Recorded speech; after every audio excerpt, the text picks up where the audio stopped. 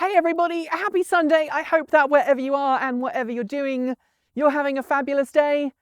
I'm actually recording this on a Thursday, which feels just a little bit weird. If I've looked a little bit tired in 10 this week and I've looked a little bit tired today, it's because we've been invited to the San Francisco Bay Area again to film. This time something that's not quite an exclusive, but almost close as damn it. And the people who have invited us have reassured us that they will be following all of the CDC guidelines and everyone will be wearing masks, like the other 2 times that we've gone and filmed stuff this year away from home. So I am readying up the trusty trailer, which we're going to be using on the road as we normally do. And it got me thinking,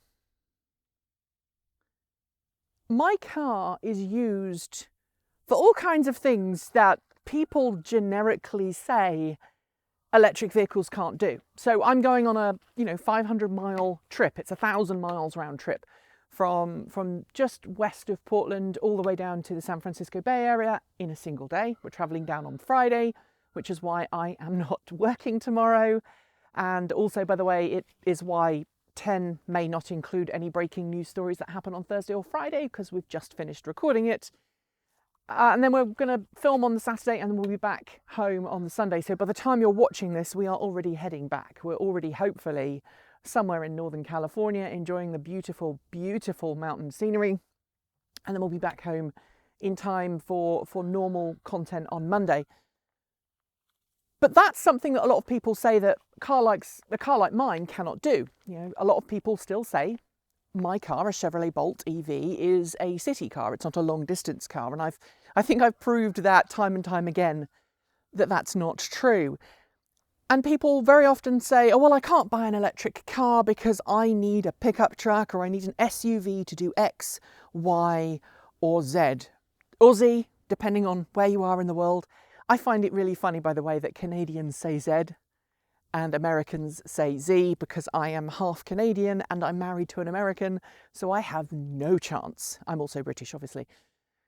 But we use our electric cars in ways that people wouldn't normally want to use them. So behind me right here, this is our 8 by 4 foot trailer, or 8 by 6, or whatever the standard dimensions are. Like I say, my brain's a bit frazzled at the moment. We use that for going and getting wood. So my wife recently made a workbench for her wood shop, and we carried all of the wood home for that in the back of that trailer. We used to have a big pile of compost here, which I went and got in the back of that trailer. All the wood, all of the materials we used to make that chicken coop, carried in the back of that trailer, pulled by our Chevrolet Bolt EV. So when people say, yeah, I can't have an electric car because I need to do these things, it always makes me chuckle, because I generally have either done them myself in my electric car, or I know other people who've done them in their electric car. This weekend, well, normally we'd be going and getting a Christmas tree from a local Christmas tree farm that has a very good sustainable policy. We might actually go and get it this afternoon if we've got time before we head off. But again, we'll be using that trailer to pick up our Christmas tree. So, very simple task for you all today. I want to know all of the things that people have told you you can't do in an electric car, and then gone ahead and just done. I know at least one person who watches this channel goes camping in their electric car, and people have said, oh, you can't go off-roading or camping in something that isn't an SUV, and they go and do it anyway. They prove that it's possible.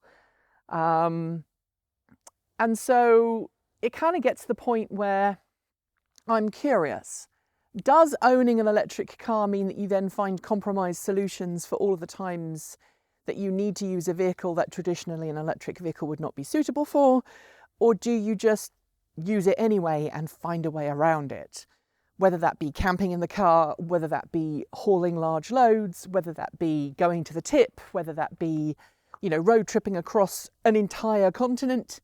So I want to know your stories where you've effectively proven people wrong and gone, no, sorry, your reason for not getting an electric vehicle, I've done it. So what you're saying can't be done is not true. It can be done. Leave your thoughts below. Maybe we can bring up a list of things that people have done with their cars that is a little crazy. And if you don't own an electric car, are there things that you are still worried about doing if you were to get an electric car? Maybe you are somebody who genuinely needs a big old pickup truck because you have a farm or you have horses or you have some other need, whether you're a professional builder or something else, and you're like, no, I'm sorry, there is still not a car that meets my needs. Whatever you say, Nikki, you are wrong. There is a car that doesn't suit my needs. And I know that when we turn up at the DIY store with this trailer attached to one of the bolts, people do stop and look and they go, how is that even possible? But obviously this little trailer, a motorcycle trailer attached to the back of my car, doesn't really affect range. We can still drive at a decent speed, unless you're in California. You have to do 55 in California if you've got a trailer, because California. But the rest of the time you don't even know you've got it on there. So anyway, enough babbling from me. I hope the rest of your Sunday goes well, or Monday, or whatever day it is that you're watching this. Don't forget to like, comment and subscribe. There might not be any content on Monday because I might decide to take the day off. I just want to be really clear and honest with you about that. Anyway, I'll be back very soon. Keep evolving.